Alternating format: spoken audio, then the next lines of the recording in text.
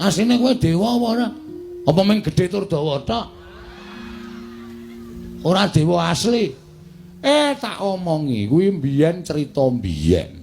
Nek wong sing percaya ya monggo, nek ora aku ya ora apa-apa. Ha iki sing takon anakmu Anakmu kudu ngerti kenyataane.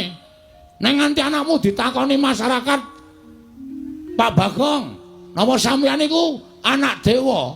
Apa aku muni ya mbuh ngono? Engko dikira aku ki wong ora tanggung jawab. Ora iso meneh wangsulan sing iso gawe marem para kawulaku. Nek hoo ya apa? Nek ora ya ora. Kuwi mbiyen. Mbiyen kapan? Terus saiki kowe isih dewa apa udu?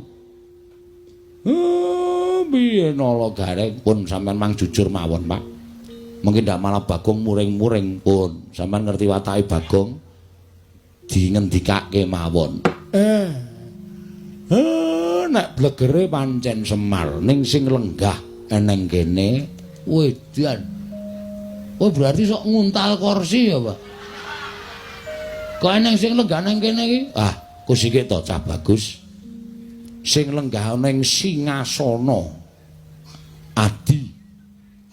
Kuwi Sang Hyang Ismaya. Ismaya iki apa? Ismaya kuwi kakange Bathara Guru. Berarti bener